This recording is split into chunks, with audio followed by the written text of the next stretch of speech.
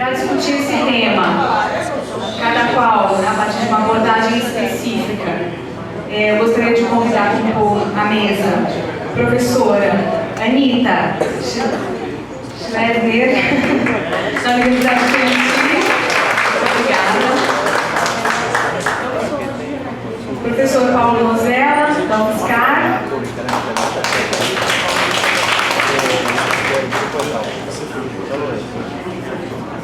Professor René Trentin, da Unicamp.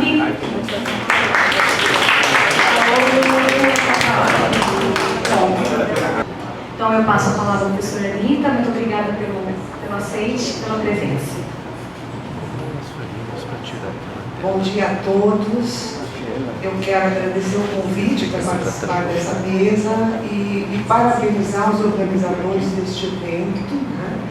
A gentileza com que nós fomos recebidos, né? Um carinho, atenção, e agradecer muito, né? Também a presença de vocês aqui. O tema que eu escolhi, vocês vejam que o tema da mesa é um tema bem abrangente, né? Então, eu escolhi falar sobre Gramsci e os subalternos, né? No sentido de entender um pouco a nossa subalternidade no momento em que a imagem do nosso futuro ela é bem sombria, né? Nós estamos vivendo um capitalismo no qual as novas tecnologias renovam o trabalho e a vida com a robótica, a nanotecnologia, todo o desenvolvimento tecnológico voltado para o mundo da produção, e nós, em termos econômicos, estamos voltando a uma situação de um país agrícola destinado a alimentar o mundo, tá? Com relações semi-escravistas. Então, é em função dessa situação que é importante a gente pensar o conceito de subalternidade em Gramsci.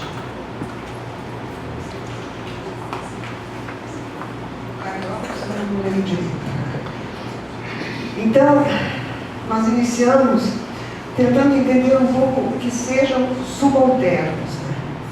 O uso desse conceito foi amplamente criticado, cabendo aqui lembrar o texto do livro Liguori, publicado por Marcos Leroy, o livro Gramsci, Periferia e Subalternidade. Neste escrito, Liguori retoma as críticas ao grupo indiano e aos limites de uma leitura pós-moderna de Gramsci, acentuando que, no âmbito da construção teórica de Gramsci, para sair da subalternidade é necessária a ação de um partido da classe subalterna. E segundo, né, a noção de subalternidade, ela precisa estar vinculada à divisão da sociedade em classes. Daí decorre que as diversas formas de subalternidade não podem ser entendidas separadamente da luta de classes e das novas formas que esta assume no contexto contemporâneo. Portanto, o nosso percurso aqui, ele vai acentuar as novas dimensões da luta de classes no momento de ascensão do fascismo e da violência no Brasil e no mundo, no âmbito da organização política, a importância de um partido de classe e o significado de partido para Gramsci. E, em terceiro lugar, o significado de subalterno, expresso no caderno 25, e como podemos reinterpretar esse conceito nas condições sociais postas na realidade brasileira deste início de século. Esse percurso, ele visa mostrar que o rigor dos conceitos gramscianos, acentuados pela filologia, só tem importância na realidade brasileira se servirem para explicitar essa realidade, a fim de nos dar consistência teórica para nossas lutas políticas. Para explicitar, as variadas formas de subalternidade, é preciso entender as novas dimensões da luta de classes e as várias formas de exclusão que imperam em nossa sociedade. Eu concordo com o Freso que na exposição passada, na exposição de ontem, ele disse que a noção de fascismo, ela pode não estar bem colocada na nossa realidade porque ela não corresponde ao fascismo clássico. Uma das características que ele acentuou do fascismo italiano é o fascismo com uma formação de massa, né? Enquanto o fascismo brasileiro ele está concentrado em média família. O reacionarismo e a violência, enquanto parte de uma política, o que nos interessa aqui, então, é mostrar, por exemplo, que esse reacionarismo e essa violência que estão em ascensão no Brasil, enquanto parte de uma política sustentada por uma educação controladora e repressiva, é a expressão de uma sociedade historicamente marcada pelo autoritarismo, com poucos intervalos de frágil democracia, e que possibilitam, então, reacender-se este reacionarismo nos momentos de crise econômica que se estende dos centros capitalistas para a periferia, acompanhando as vias de internacionalização do capitalismo. A implementação das políticas neoliberais acentuam as formas de exploração do trabalho e concentração da riqueza, gerando um aumento das desigualdades sociais que, chegando a situações extremas, tem levado grandes massas de despossuídos a migrar buscando sobreviver. O reacionarismo, então, faz parte hoje de um contexto neoliberal. Na leitura de Dias, que denomina a situação econômica, política e ideológica criada pelo neoliberalismo de genocídio neoliberal contra o pobre, o preto e o preso. Eu acrescento os índios, os sem teto, sem terra, ou seja, todos excluídos da riqueza e explorados no trabalho. Conforme Dias, o neoliberalismo naturaliza a pobreza, nega a história e impõe a mais deslavada ideologia de classe. Respondendo a necessidades objetivas do capital, o neoliberalismo atenua as condições e abre novas alternativas de acumulação do capital, criminalizando as classes subalternas e, acima de tudo, fazendo aparecer o seu programa como um programa universal.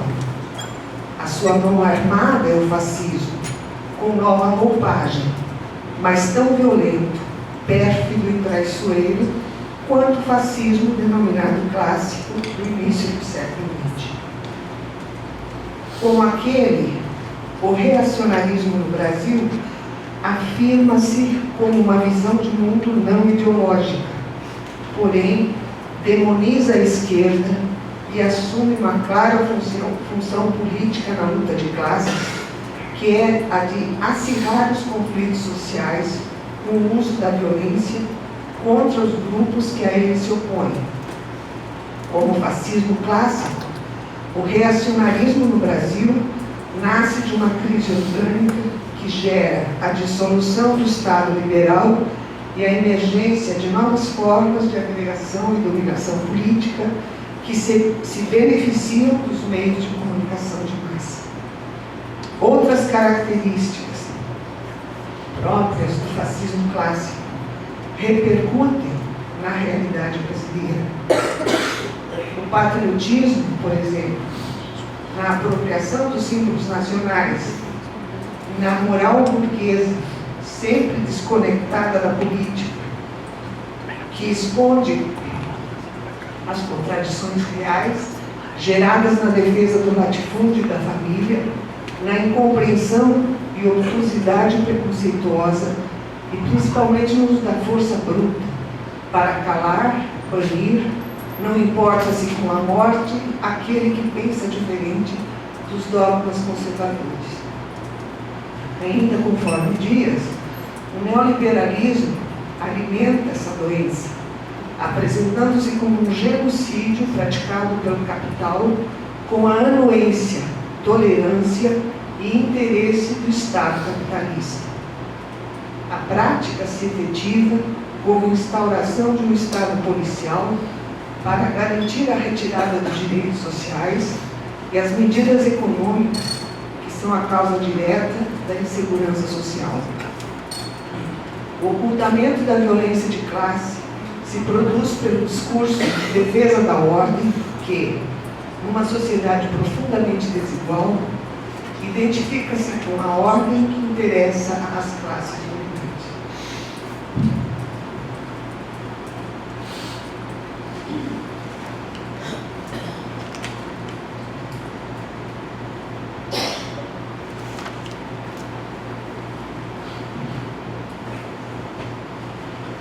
Inverte-se a relação.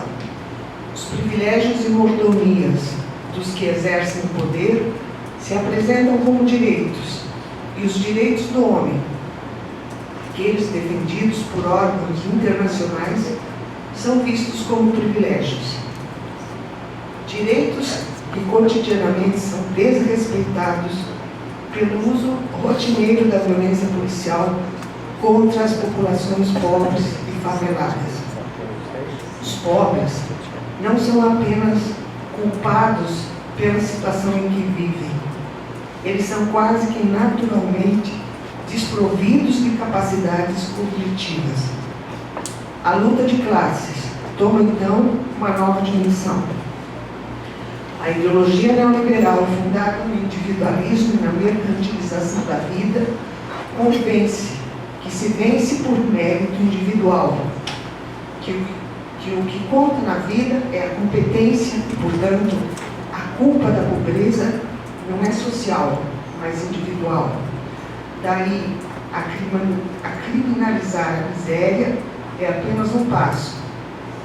E a repressão encontra nesse discurso uma legitimidade ideológica que os pobres, por não terem acesso à educação de qualidade, que lhes dê condições de compreensão da totalidade, assimilam passivamente. Essa nova fase do fascismo se consolida com a instrumentalização e a naturalização dos conceitos, fazendo com que as questões políticas sejam entendidas e tratadas como questões morais. No caso brasileiro, a corrupção, a ideologia de gênero, a religião, a família, todas as instâncias culturais que são indiretamente políticas, visto que na sociedade de classe tudo tem conotação política, são transformadas em questões morais. Questões de preservação de valores naturalizados e conservados por uma prática que Galeano denomina cultura do terror. Tais conceitos naturalizados e abordados da perspectiva moral, os subalternos precisam assimilar como verdades absolutas para adequarem-se aos objetivos do mundo do trabalho. Como ainda acentua Dias, a luta de classes é exercida clandestinamente.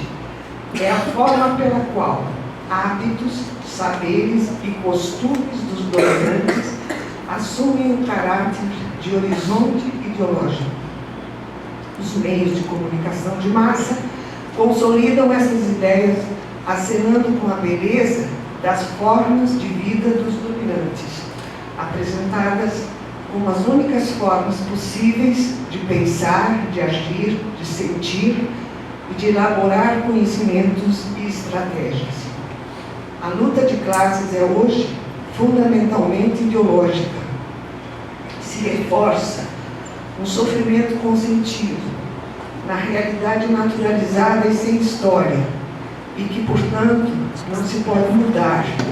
Visão de mundo que afeta diretamente a formação da subjetividade dos trabalhadores e impossibilita a formação de uma consciência política emancipadora. Vivemos uma realidade de violência física e simbólica, repressão aberta ou velada no processo educativo, consentida e disseminada por professores que, formados na precariedade do ensino brasileiro, não percebem a sua própria subalternidade e reproduzem os manuais conservadores e as ideias naturalizadas dos dominantes, reduzindo as novas gerações às suas mesmas condições de subalternidade. Neste contexto, a diferença do fascismo brasileiro em relação ao clássico está na conotação dos movimentos europeus, cujas ações violentas se voltam contra os imigrantes e têm como pano de fundo não apenas a crise econômica, mas o medo disseminado da islamização da sociedade. Na nossa realidade, o problema de fundo é uma história de um elevado grau de autoritarismo e violência que se preserva na estrutura do Estado e na educação repressiva de formação do comportamento agressivo e violento em relação aos pobres, negros, índios e todos os que defendem suas diferenças, que podem se traduzir num pensamento crítico. Daí a importância de se pensar a noção de subalternidade grande, sempre vinculada à luta de classes, e a importância de um partido de classe no processo de organização dos trabalhadores. A importância de um partido de classe se vincula à necessidade de autoeducação das massas no movimento de organização política, ou seja, vincula-se à crítica aos intelectuais e à necessidade de se construir, no processo de organização política, as condições para uma mudança estrutural da sociedade, que Gramsci chama reforma intelectual e moral. Trata-se de um partido que se expresse como vanguarda do movimento, ao mesmo tempo em que cumpra a tarefa de educador. A noção de vanguarda aqui tem o sentido de tomar a frente, liderar, mas sem afastar-se ou sobrepor-se ao movimento. Esta definição, muito próxima de Sorel, foi retomada de De Santis, como se nota a partir do caderno 1. No caderno 1, Gramsci diz: a vanguarda apresenta-se como uma seleção espontânea, de alunos que ajudavam o professor e continuavam a sua missão, como uma prática de releitura e consolidação do ensinamento. Essa noção é retomada no caderno 12, a propósito da estrutura escolar, na qual se tem a defesa do estudo matutino com o professor e o reforço a partir de grupos de trabalho no período da tarde, sob a direção dos mais adiantados. No caderno 6, a questão pode ser retomada a partir da noção de trabalho coletivo enquanto produto de uma colaboração de vontade, pela qual se produz o pensamento coletivo enquanto colaboração e esforço individual concreto, resultado de disciplina interior e não de imposição externa e mecânica. Em vários momentos dos cadernos, Gramsci retoma essa dinamicidade que deve existir entre educador e educando, parecendo inspirar-se na tese 3 de Marx contra Feuerbach, aquela que acentua que o educador deve ser educado. Ora, o partido de classe tem uma tarefa formativa que precisa ser construída no sentido de superar a divisão histórica existente entre dirigentes e dirigidos. Ou seja, um partido não é um mero instrumento eleitoreiro, mas, para os trabalhadores, precisa assumir a tarefa de emancipação política das massas, de elevar o seu nível intelectual à altura da mais alta cultura produzida. Isso se infere do caderno 11, onde Gramsci acentua que uma construção de massa de tal gênero não pode acontecer arbitrariamente em torno de uma ideologia qualquer, pela vontade formativa, construtiva, de uma personalidade ou de um grupo que se proponha, por fanatismo de suas próprias convicções filosóficas ou religiosas, dirigir a classe trabalhadora. Para que as massas adquiram autonomia política, é necessário que haja uma organicidade entre as massas e seus dirigentes, numa aprendizagem comum de vida e trabalho coletivo. A tarefa dos intelectuais das classes subalternas, portanto, é construir com elas, e não sobre elas, a inteligibilidade do real. Dessa perspectiva, o partido de classe precisa viver uma autêntica democracia interna e tornar-se uma escola de política centrada na luta de classes. Sair da subalternidade, construir as bases de emancipação humana, supõe a ação política organizada de um partido de classe, um partido de massas, que se empenhe no processo educativo, que reconheça e oriente os movimentos populares espontâneos e que ajude esses movimentos a reconhecerem que a subalternidade tem como base a divisão da sociedade em classes. Significa assumir uma compreensão de que as questões paralelas, raciais, feministas, étnicas, se inserem no contexto mais amplo da luta de classes e somente na perspectiva desta luta podem ser resolvidas.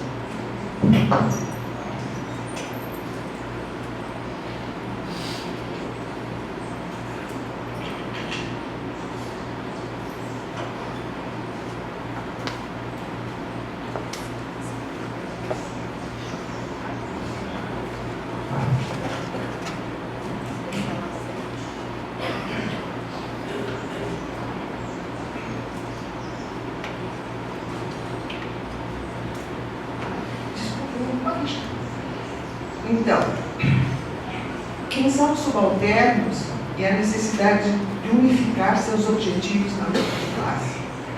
Subalternos, como eu disse, então, são os negros, os índios, os pobres, as mulheres, que são mais da metade da população, gente. São os intelectuais, que não têm consciência da sua função de classe. Né? No texto do Gramsci, essa questão aparece no caderno 25, que tem o título A Margem da História, História dos Grupos Subalternos.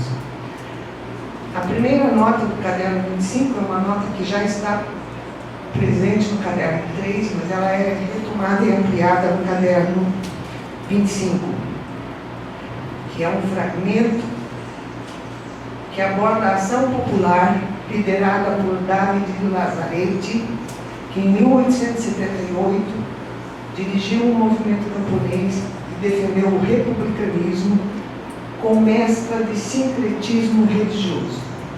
Foi fuzilado pelo exército monárquico.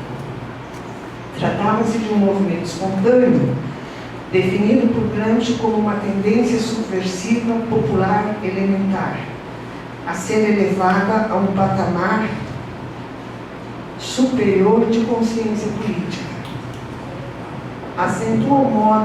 Gramsci acentua o modo como as massas rurais seguem os dirigentes que surgem no interior do seu movimento e podem assumir inicialmente formas religiosas, místicas, que precisam ser superadas no processo organizativo. Por outro lado, o texto mostra implicitamente que a estratégia das classes dominantes é descaracterizar o movimento, personalizando-o na figura do seu líder, que passa a ser denominado como louco, herético, etc. Se não se consegue diluir o movimento a partir dessas confusões, mata-se o líder e dispersa-se os seus seguidores. A experiência de David Lazzaretti nos lembra a Guerra do Contestado, o movimento de Canudos e outros movimentos na história brasileira. Fatos que a nossa história nunca conseguiu explicar verdadeiramente, porque analisa os fatos a partir da estratégia das classes dominantes e, por isso, não consegue identificar a popularidade do líder e a espontaneidade das rebeliões populares e os seus objetivos implícitos. Daí a importância histórica, política e pedagógica de se escrever uma história das classes subalternas, que envolve não apenas as suas lutas políticas, sempre fracassadas, mas a sua cultura popular, o folclore, a tradição, para identificar nessas práticas tudo que existe de alternativo, de possibilidade de superação da estrutura social vigente. Trata-se de escrever a história da perspectiva da luta de classes, para esclarecer o contexto social e político no qual o movimento espontâneo se insere, mas também para entender a sutileza das formas de dominação que sustentam as classes dominantes.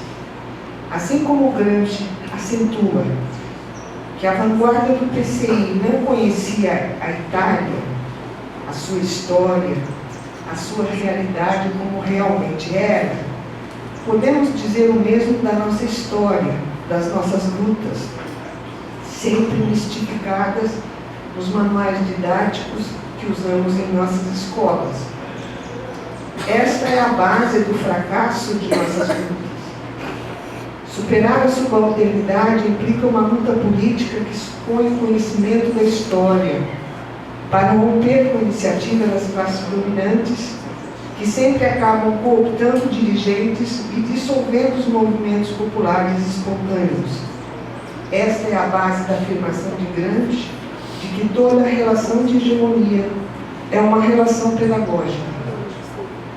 Superar a subalternidade implica entender que a luta de classes é uma luta ideológica, por conhecimento, por explicitar o contraditório que permeia o nosso cotidiano, e principalmente uma luta contra todas as formas de exclusão econômica, social, política, ideológica, racial, sexual, em defesa daqueles que vivem uma dupla exclusão ou uma tripla exclusão por serem índios, mulheres, negros. Uma luta, enfim, por uma identidade de classe que permita construir um novo projeto de sociedade. Obrigada.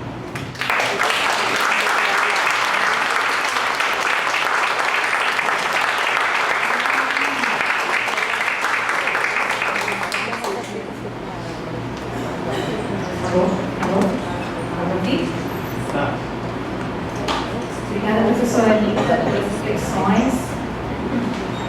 Então, de imediato, eu passo a palavra ao professor Paulo Mosella, que vai fazer a sua reflexão em torno do tema de Cecchini e Gramsci, se não me engano, é uma reflexão a propósito do poema de Paulo Pasolini. Então, passo a palavra ao professor Paulo. Obrigada por ter aceitado o convite. Obrigado.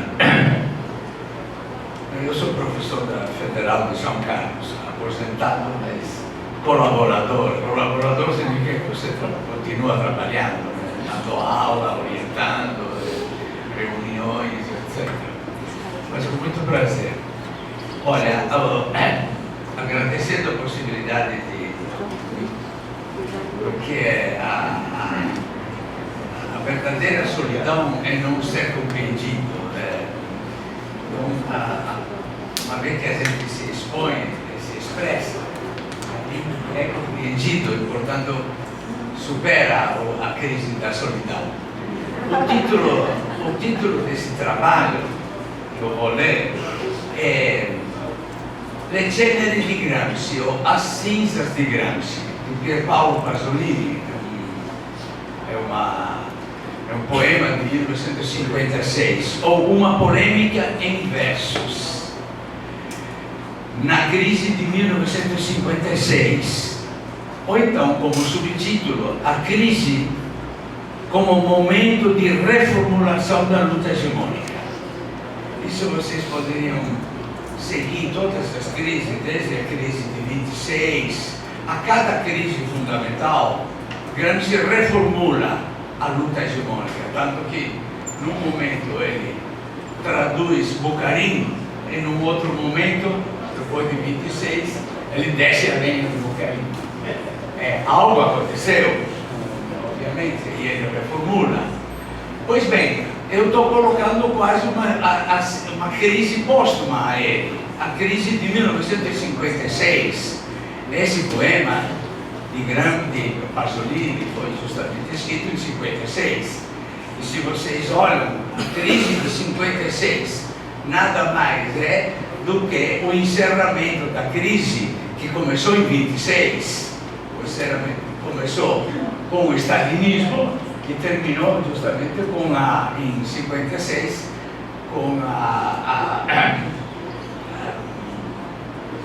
o começo do anti-stalinismo, com a declaração de Khrushchev. Então, eu sempre entendo, e acho que essa é a concepção de Gramsci, que a crise é um momento de reformulação da estratégia de hegemonia. Hoje no Brasil eu sinto necessidade de reler Paolo Pasolini, 22 e 75, intelectual italiano da segunda metade do século XX, professor, um escritor inconveniente, cineasta, mas principalmente poeta. Ler Pasolini enquanto tradutor de Gramsci, como é feito em quase todas as suas obras, mesmo sem muito citar o nome de Gramsci, aplicou genialmente e reinventando genialmente, por exemplo, a categoria gramsciana de revolução passiva, ao descrever as amargas sequelas socioculturais das mudanças provocadas pela indústria movida a petróleo, na Itália e no mundo em geral, na segunda metade do século XX. Muito importante, por exemplo, é o grande romance dele, mas é um conjunto de anotações, porque o assassinaram antes dele completar, e o título do romance é justamente esse, Petróleo. Lerei aqui parte do seu emocionante poema Le ceneri di Gramsci, As Cinzas de Gramsci, publicado o poema em 1957, mas redigido em 56, porque é um poema que é um conjunto de 11 poeminhas. Diante do pobre e severo túmulo de Gramsci, no cemitério católico de Roma, ilhado em seu sentimento de não concordância, abre o poeta seu coração ao seu pai político. Pai não, Pasolini logo se corrige, mas humilde irmão, evocando seu testemunho solidário e criticando a incoerência e a burocracia do Partido Comunista Italiano. Lerei aqui parte do Pasolini relembra os 10 anos da grande esperança. Depois da proclamação da República Italiana, em 1946 a 1956. 10 anos, chamado a Grande Esperança. Nessa década, diz, éramos solidários. A esquerda sonhava unida, um horizonte nacional mais humano, mais justo, mas agora, em decorrência do fatídico 20º Congresso do PCU, do Partido Comunista Russo, do declínio, do início do declínio do stalinismo, era preciso reexaminar dentro. Esse dentro é uma palavra que ele usa, significa, isto é, na alma, nos pensamentos, na mente. Era preciso reexaminar dentro esse desenho da esperança, suas premissas teórico-práticas, as perspectivas, as individualidades, os credos intelectuais. A crise é irreversível, nacional e internacionalmente, mas poucas vozes, armadas mais de honestidade do que de autoridade, o reconhecem. O poeta é uma delas.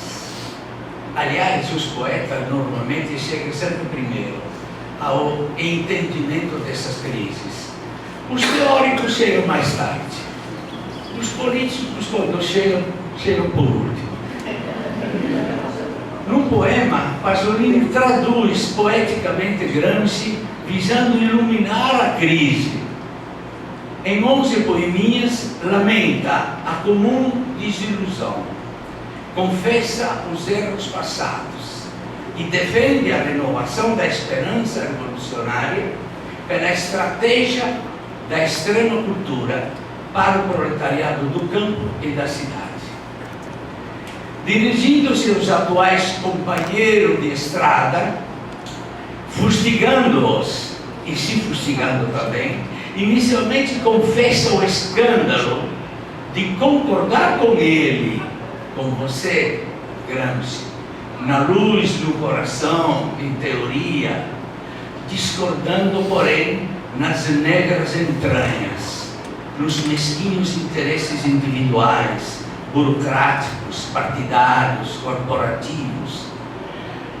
Lo scandalo del contraddirmi dell'essere con te e contro te, con te nel cuore, in luce, contro te nelle buie viscere. Como sempre, as mais dolorosas contradições não são entre nós e eles, mas entre nós e nós mesmos. Estas roem o nosso fígado, nossas negras entranhas, e, no mais das vezes, são inconfessáveis. Tampouco acrescenta, adianta viver de glória das lutas passadas. Somente amar, somente conhecer importa. Não ter amado, não ter conhecido. Angústia é viver de um consumado amor, porque a alma não cresce mais.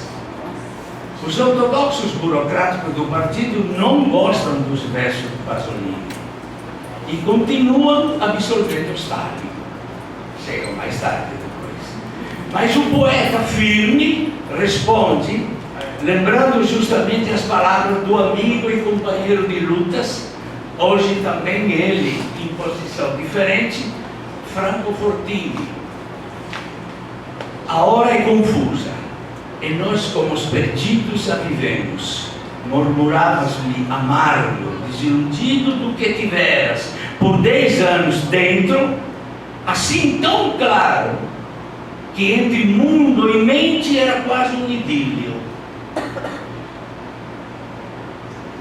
Nosso marxismo de ontem, tão claro, tão utópico, um idílio entre mente e mundo. Respostas isentas de dúvidas.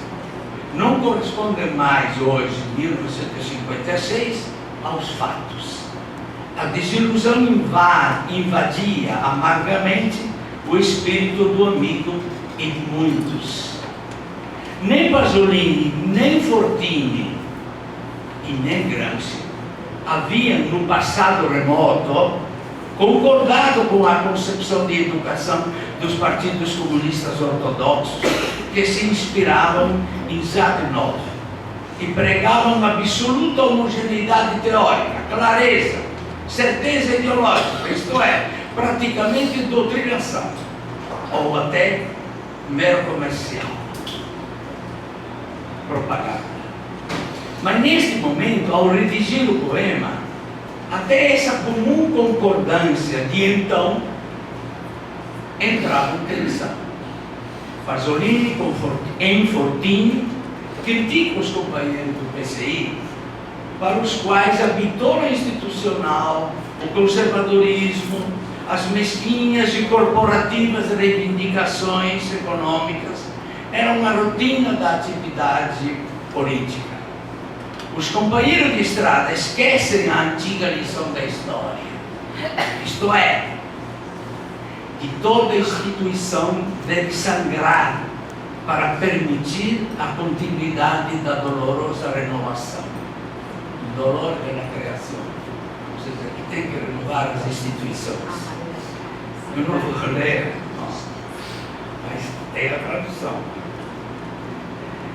Já é velho o plano de luta de ontem, nos muros se esmigalha o mais fresco manifesto, muda em qualquer noite a engrenagem que faz do conhecimento luz do objeto. Esse é um versículo muito interessante. Muda em qualquer crise a engrenagem epistemológica, a engrenagem que faz do conhecimento luz do objeto. E a vida reaparece mais viva, sinal de que algo em quem a vivia morre. Essa emana do desenho que não tem fim. Mas a dor de vocês de não mais estarem no primeiro fronte seria mais pura se na hora, quando a dor, mesmo sendo pura, se paga, tivessem a força de se reconhecerem culpados. Mas é demasiado funda em vós a marca da luta cumprida no grande e breve decênio. Estão viciados, vós, servos da justiça, levas das esperanças, nos necessários atos que humilham o coração e a consciência, ao silêncio tático, às calculadas palavras, ao conspurcar sem ódio, ao exaltar sem amor, à brutalidade da prudência e à hipocrisia dos alardes.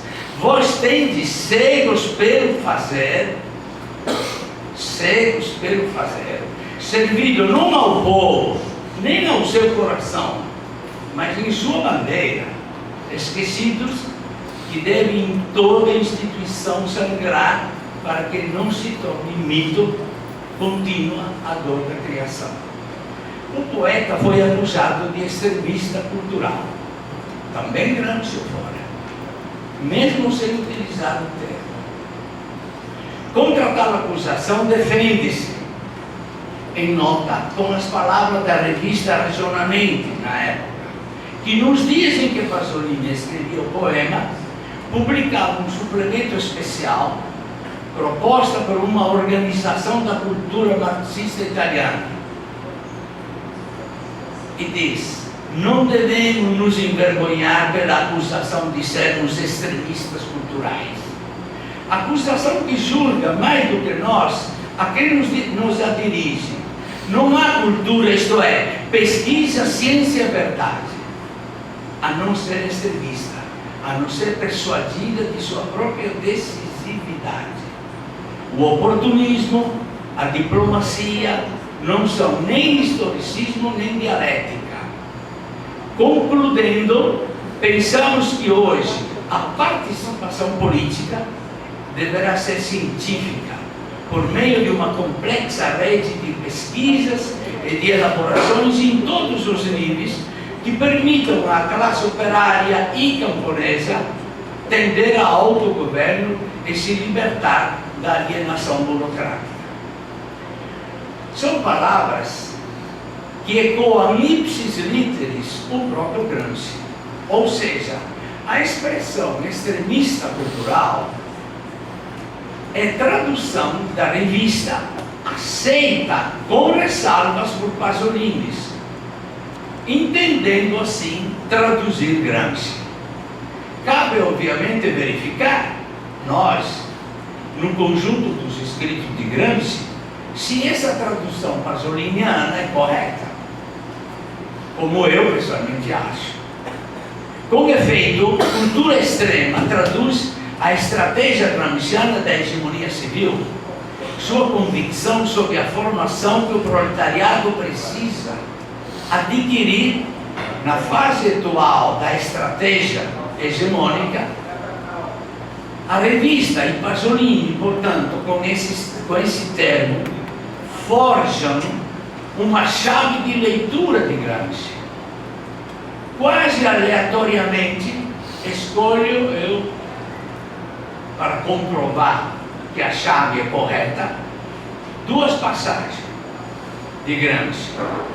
Se é verdade que a história universal é uma cadeia dos esforços que o homem faz parte para libertar-se dos privilégios, dos preconceitos, das idolatrias, não se compreende porque o proletariado, que mais um elo quer acrescentar a essa cadeia, não deve saber como e por quê e por quem tenha sido perseguido.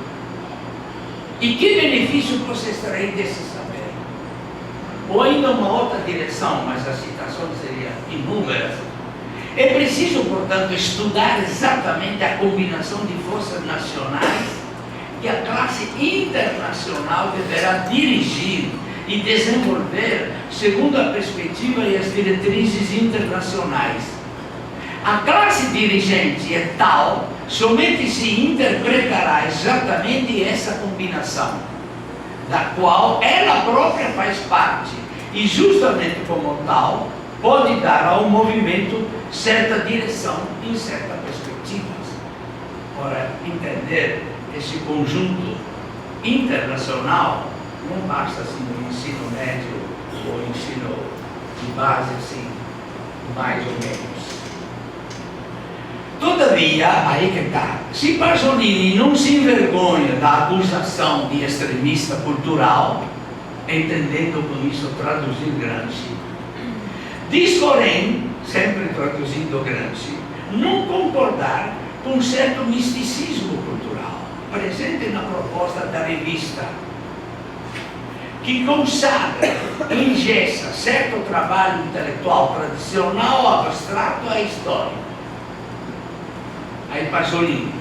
Todavia, na concepção que Fortini e os outros do Ragionamenti, que é a revista, têm de cultura e do trabalho cultural, sinto o perigo, não do extremismo, mas de certa forma de misticismo, data justamente a mistificação da base e a suspeita vontade de anular a própria pessoa num rígido e apagado anonimato moralista.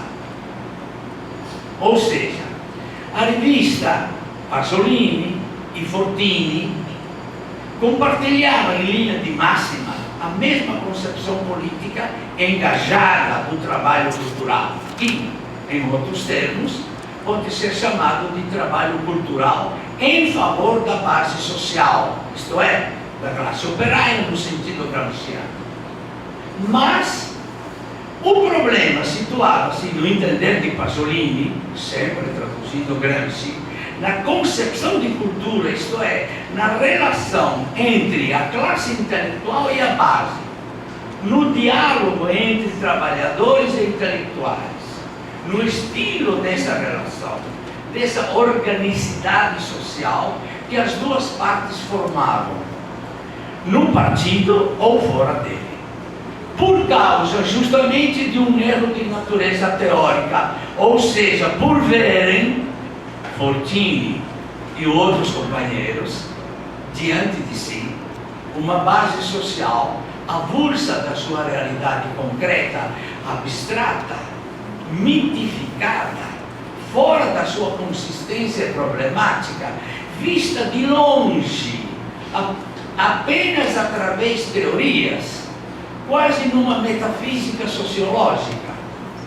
Quer dizer, por verem um povo, sim, como realidade e motor da história, mas de uma história diferente deles, de outra humanidade, que acreditamos ser igual à nossa, afinal somos todos trabalhadores, mas com uma ponta de vergonha suspeita, por nós mesmos duvidarmos que assim seja.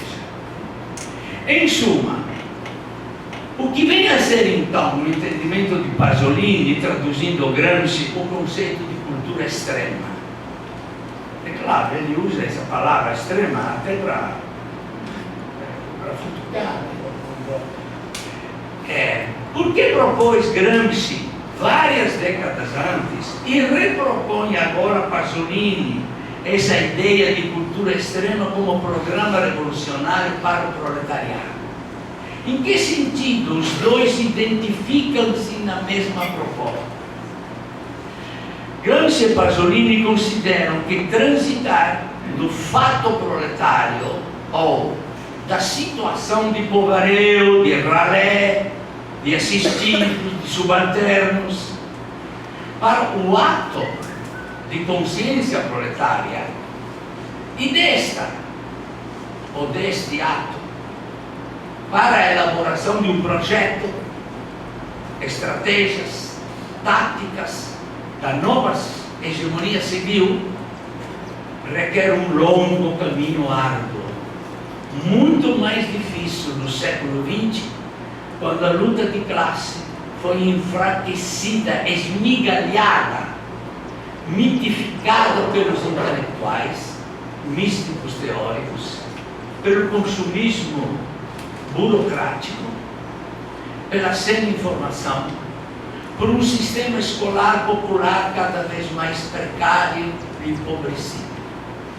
O próprio projeto de libertação do proletariado não poderá ser formulado e proposto nem pela base politicizada do partido, nem pela elite pensante ou pela vanguarda.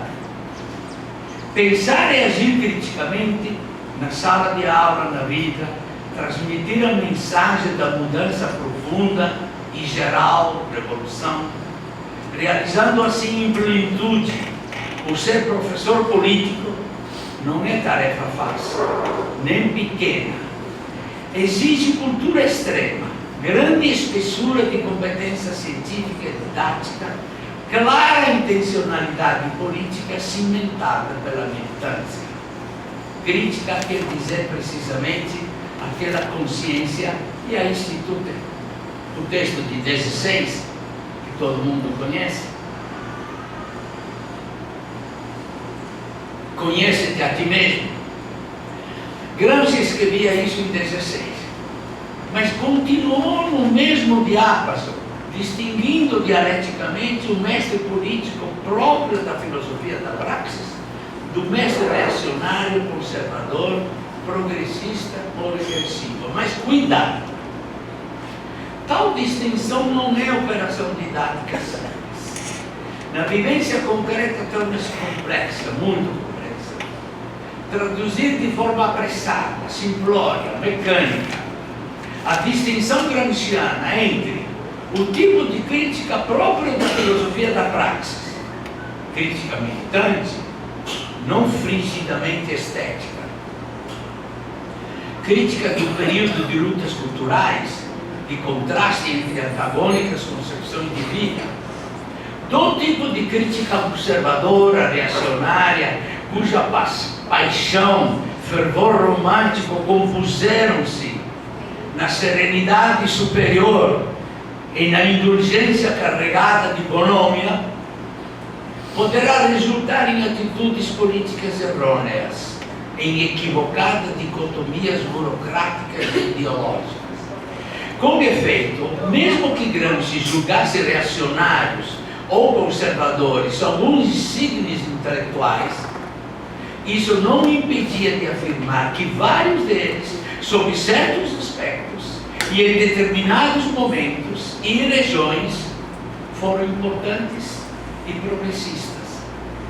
Exemplifico isso com nomes, muitos nomes, mas cito alguns mais importantes: Luigi Pirandello, Benedetto Croce, Piero Gobetti, Bucarini, Umberto Cosmo. Pirandello não era socialista, era filiado ao fascismo. Todavia, a crítica de Gramsci ao arrepio de companheiro de carteirinha destacava a importância de suas peças de teatro, que modernizavam o atrasado clima cultural italiano. Em todo caso, diz Gramsci, Pirandello teve uma grande importância crítica, de corrosão de um velho costume teatral. Da mesma forma, Benedetto Croce, figura da reação italiana, mas não impede de escrever em 26. Os assim chamados neoprotestantes e calvinistas não entenderam que na Itália, não podendo haver uma reforma religiosa de massa, pelas condições modernas de civilização, realizou-se a única reforma historicamente possível, com a filosofia de Benedetto Croce. Um terceiro exemplo de intelectual liberal estratégico, porém para Gramsci, é Piero Gobetti. Praticamente Gobetti diz Gramsci, não era um comunista, e provavelmente jamais teria sido. Mas tinha entendido a posição social e histórica do proletariado e não conseguia mais pensar sem esse elemento. Praticamente, sim, eu pulo, mas ele era apaixonado pelo Praticamente Gobetti revelou-se um organizador da cultura de extraordinário valor e teve neste último período uma função que não pode ser nem desconsiderada nem subestimada pelos operários.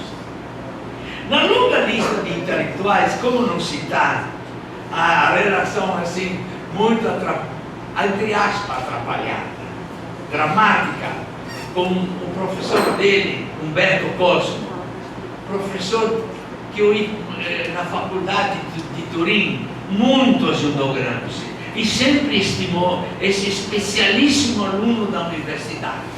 Dava roupa, dava vestido, dava... Antônio Gramsci, todavia, em 20, Cosmo aderiu ao liberalismo progressista. Então Gramsci escreveu um artigo que ele próprio, Gramsci, definirá mais tarde violentíssimo e cruel, como consegue se escrever somente em certos momentos críticos da luta política. Ao ler o artigo, Cosmo chorou. E nossas relações cordiais de mestre e ex-alunos romperam-se. 2 anos depois, porém, Gramsci, ao transitar, viajando para Moscou, reencontrou seu mestre na embaixada italiana, na capital da Alemanha. Sobre esse encontro foi o último. Numa carta acunhada, escreve, o último pessoalmente. Quando ele perguntou na embaixada que queria cumprimentar o Umberto Cosmo, que era secretário do embaixador, ele estava lá como secretário do embaixador. Umberto Cosmo, quando soube que eu o procurava, desceu as escadas da embaixada correndo e me abraçou longamente, inundando-me de lágrimas, de barba, repetindo várias vezes: você entende por quê? Você entende por quê? Estava tomado por uma emoção que me entonteou. Foi difícil para mim traduzir essa palavra. Não é simplesmente ele ficou tonto, me entonteou e me fez entender quanta dor lhe causasse em 1920. No primeiro governo de Mussolini, claro, o embaixador Frassati logo depois teve que deu as direções e o Cosmo voltou embora para dar aula e pediu as demissões, e Cosmo voltou a dar aula, sempre estimado pelos alunos. Em 26, o fascismo cassou-lhe o direito, Cosmo, à cátedra, por incompatibilidade de pensamento entre ele e o Partido Fascista. Em seguida, Cosmo foi preso por ter apoiado Croce na luta antifascista. Gramsci da cadeia lembra com ternura e estima esse seu professor e solicita a Tatiana de mostrar-lhe suas anotações e comentários sobre o Cântico Décimo de Dante Alighieri. Não falo de Bucarin, que eu já acenei, você vê, no momento ele traduz Bucarin e difunde Bucarin no momento do curso do curso por correspondência, portanto em 20, né? 24, exatamente. Agora, 5 anos depois, acaba com Buccarini. Por essa resenha e outra que poderia ser feita, por que eu faço essa resenha? Porque eu quero, assim, exemplificar, quando veio essa questão da coisa de ser partido, eu digo, bom, mas quero ver ele como junga essa problemática. Por essa resenha, pode-se concluir que a valorização político-cultural dos intelectuais por parte de Gramsci jamais se restringiu ao critério burocrático, isto é, de pertença oficial a este ou aquele partido, nem a mera posse de ampla erudição. O critério foi sempre histórico dialético, é fácil dizer. De antemão, condena, sem meias palavras, a banda podre dos intelectuais, balofos, ocos, jornalistas e professores que valem um pouco mais de um fio seco. Naquela época, lá o fio seco não valia que nem banana aqui e tal. Fico seco lá no sul, dava na rua, assim. Que enrolam, não trabalham, oportunistas, pitacistas, papagaios mero repetitori, pedantes, exibicionistas, que tudo julgam do alto da sua serenidade superior e indulgência cheia de bonomia. Bonomia. Sabichões incompetentes, ou no máximo preocupados apenas no refinamento da cultura, de uma certa cultura, ou de ampliação do látex. Contra esse tipo de intelectuais não poupa palavra de desprezo. Nunca essa banda aí. Mas existem, como vimos, intelectuais importantes, sérios, cuja valoração ou qualificação, enquanto progressistas ou revolucionários, demanda aplicar a difícil e complexa arte de analisar dialeticamente a luta pela hegemonia dos subalternos. Até porque, à luz da filosofia da praxe, os resultados efetivos e definitivos dessa avaliação das atividades ou movimentos culturais serão continuamente qualificados e requalificados pela história. Tome-se, por exemplo, a análise de Gramsci que faz sobre a relação entre arte e luta por uma nova civilização. Preliminarmente volta a enfatizar a ingenuidade, o burocratismo, quando não a acerbada vontade de poder individual e pessoal de quem acredita poder avaliar a produção artística por meio de chavões pseudo-revolucionários. Aí ele fala, é claro que ele está pensando também do que está acontecendo, por exemplo, na relação entre Stalin e Shostakovich, músicos assim. A relação artística evidencia, sobretudo na filosofia da praxis, eu já estou encerrado, sobretudo na filosofia, a fato ou ingenuidade dos papagaios que acreditam possuir, em poucas formulazinhas estereotipadas, a chave para abrir todas as portas. Esta chave chama-se em italiano propriamente, ele que fala, Grimaldelli, e significa chave mestra, a chave que abre todas as portas. O mesmo momento, dois escritores, por exemplo, podem representar, expressar o mesmo momento histórico, mas um pode ser artista e o outro um simples escriturado. E aí ele vai examinar, por exemplo, Benedetto Croce e De Santis.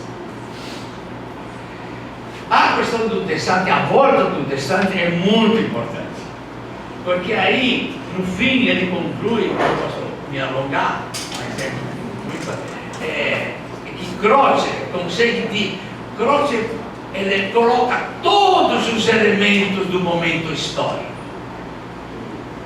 bem distintos, bem claro, bem expresso, em expressões maravilhosas, claras, todos, proletariado, Mas quem consegue fundir esses movimentos é De Santis. Portanto, De Santis, para ele, é um intelectual mais ligado à filosofia. Portanto, tanto Croce como De Santis expressam as mesmas temáticas, motivações e tal. Nesse seu retorno a De Santis, Gramsci integra o espírito de luta sofrida, dedicada, de quem apaga de pessoa, no passado e no presente, a cultura refinada extrema para o proletariado por meio dos clássicos. Para entender melhor a opção gramsciana de De Santis, esclarecedor do texto A Luz que se Apagou, que eu acho um texto fantástico, de 20 de novembro de 1915, onde traça o perfil do verdadeiro professor político, ao homenagear o falecido professor Renato Serra. O texto, não por acaso, se inicia com uma dolorosa lembrança autobiográfica da primeira infância. Lembro-me de um pobre menino que não pudera frequentar os doutos bancos da escola de sua pequena cidade, por ser de saúde franzina, e que mesmo assim tinha se preparado sozinho para o exame tão modesto de admissão.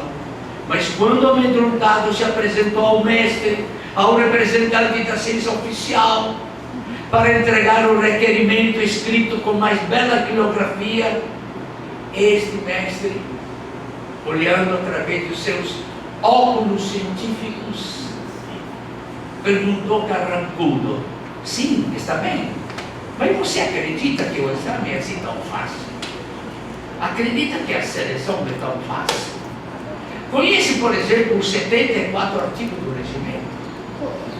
E o pobre menino, esmagado pela pergunta, pôs-se a tremer e chorando desconsoladamente, voltou a casa e desistiu do exame. Trata-se de um texto-chave. Depois ele continua: por entender o programa de luta extrema para o proletariado, que evita, todavia, o misticismo.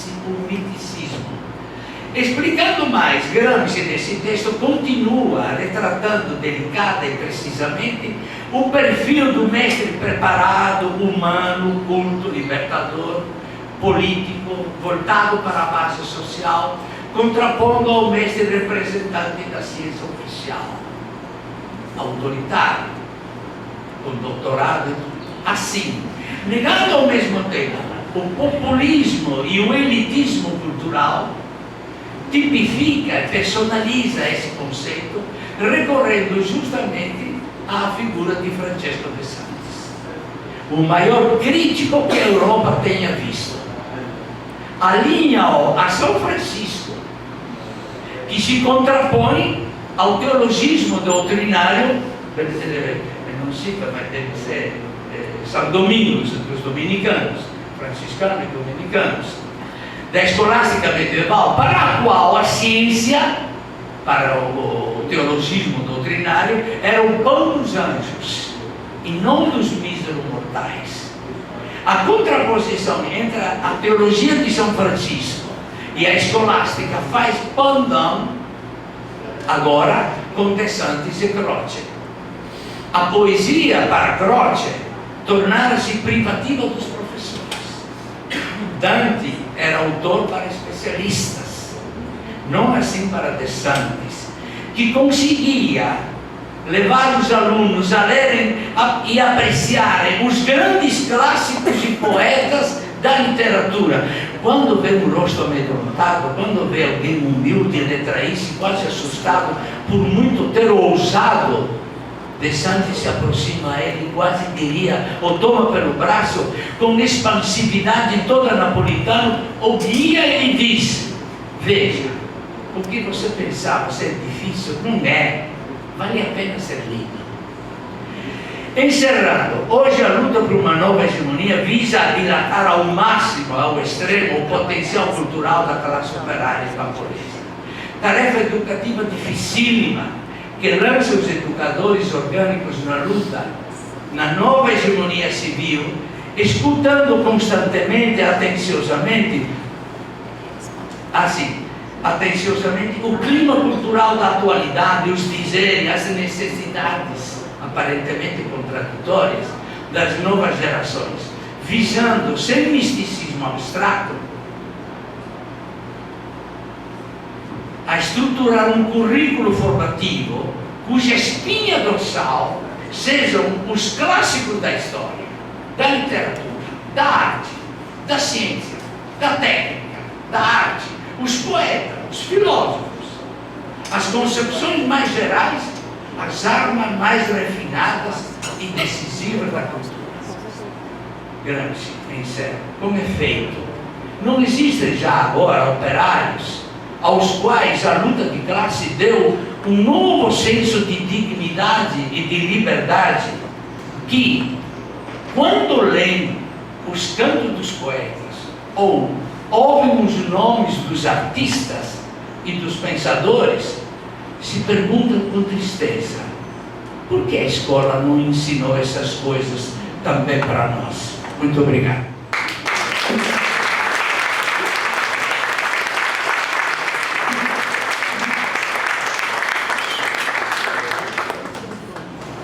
Eu vou apresentando a vocês o professor René Dentin, que vai fazer a sua exposição sobre o tema Hegemonia e Educação, contribuição para a crítica do movimento Escola Sem Partido, a partir de Antônio Gramsci.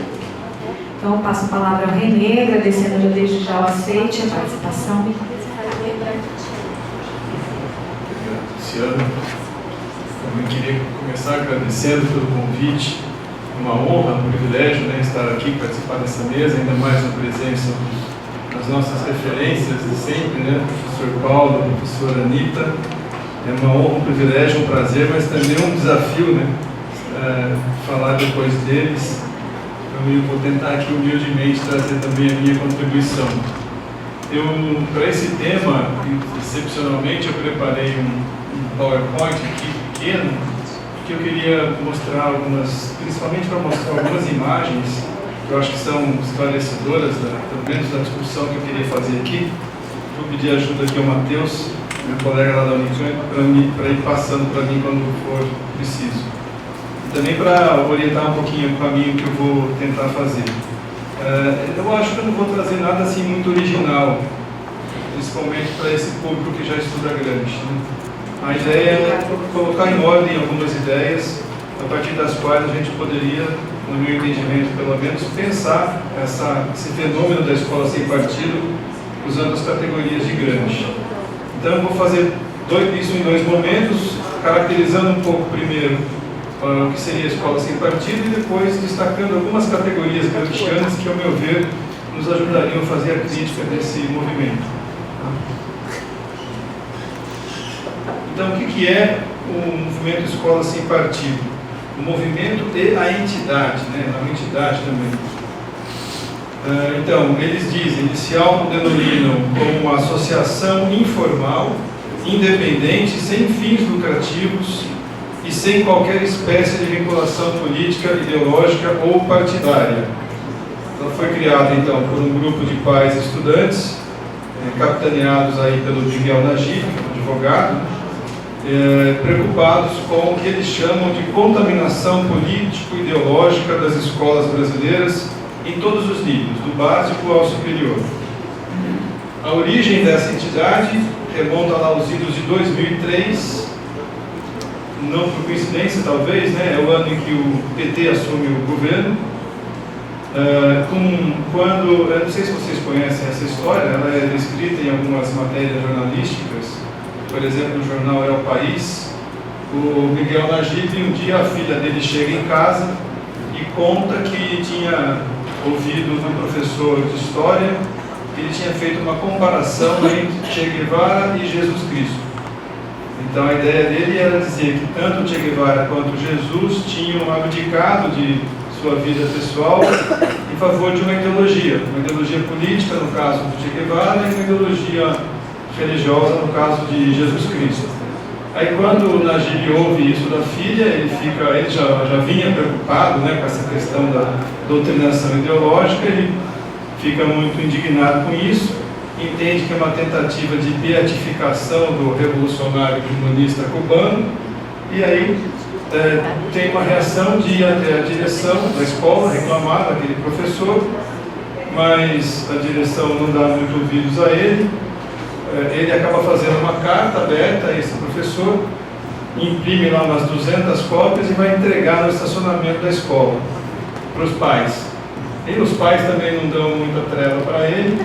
Os estudantes, por sua vez, fazem até o hostilizam e fazem uma passeata em defesa daquele professor, ou seja, ele se viu bastante frustrado no seu intento, e a resposta que ele dá então é tentar uma outra alternativa, que foi a criação desse site aí, da Escola Sem Partido, que é inspirado, na verdade, num site americano chamado No Indoctrination, que, segundo informação, pelo menos que eu obtive na internet, já está fora do ar. Mas era um site em que as pessoas também podiam publicar suas denúncias de ações doutrinadoras praticadas nas escolas. Ele se inspira nesse modelo e cria, então, esse site do Escola Sem Partido. Alguns dos slogans que eles usam são: escola sem doutrinação, diga não à doutrinação, professor não é educador, na verdade é título de um livro. Então, são slogans que servem para dar visibilidade a esse objetivo principal de combater o que eles chamam de doutrinação ideológica no interior das escolas, que seria então perpetrada por grupos e correntes políticas com pretensões claramente hegemônicas. Eles usam categorias do Gramsci, inclusive, para atingir seus objetivos de transformar a escola numa espécie de caixa de ressonância das suas doutrinas e das suas agendas. Os três principais tipos de doutrinação combatidos são a doutrinação partidária, que seria articulada pela esquerda, particularmente o Partido dos Trabalhadores, que é o alvo preferencial deles; a doutrinação racial, que visaria difundir e fortalecer posições do movimento negro, incluindo elementos políticos, culturais e religiosos; e a doutrinação de gênero, que seria materializada naquilo que eles chamam de ideologia de gênero, por meio da qual então se procuraria incutir nas crianças, nos jovens, a crença de que a identidade de gênero é uma construção social e não um dado biológico. São os três eixos principais que eles combatem. Acho até que essa última tem um peso maior. Quanto aos objetivos do movimento, eu coloquei ali algumas imagens para ilustrar um pouco como é que eles pensam essa doutrinação. Elas aparecem muito facilmente na internet, mas também no site deles. Essa fala um pouco da ideologia de gênero, né? Misturada com política, porque a professora tem uma estrelinha no peito. Aqui você tem lá as representantes da política nacional, né? Os movimentos sociais, lutas de classe, ideologia de gênero.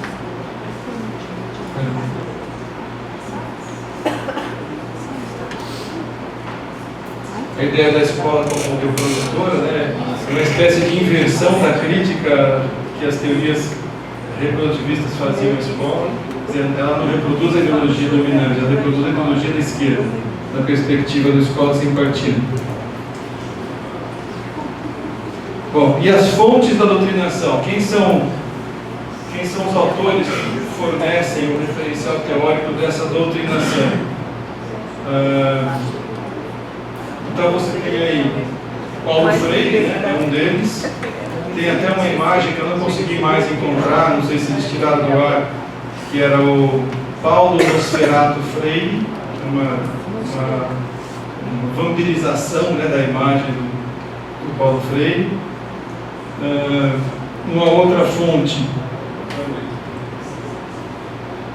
é o marxismo, claro, né, sempre. Eles vão usando essas charges para, claro, né, que é uma ferramenta didática para realmente chamar a atenção para o problema que está tendo. E essa famosa um ataque direto ao Gramsci, né, ao gramscismo, e é o Gramsci representado aí na figura também como Paulo Freire, de um vampiro que está sugando, né, a consciência das crianças e precisa ser eliminado com a estaca da escola sem partido no coração. Eles têm uma série de problemas com estatística, né, que eles não davam muito a sério, parece, mas eles usam para mostrar aí a influência que os autores de esquerda exercem sobre os professores, um destaque bastante marcante para o Paulo Freire.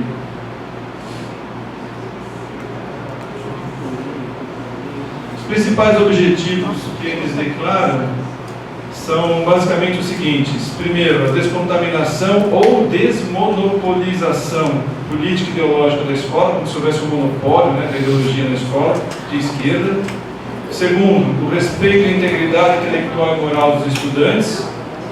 Depois, o respeito ao direito dos pais de dar a seus filhos a educação moral que esteja de acordo com as suas próprias convicções. Eles usam o lema "Meus filhos, minhas regras". Depois,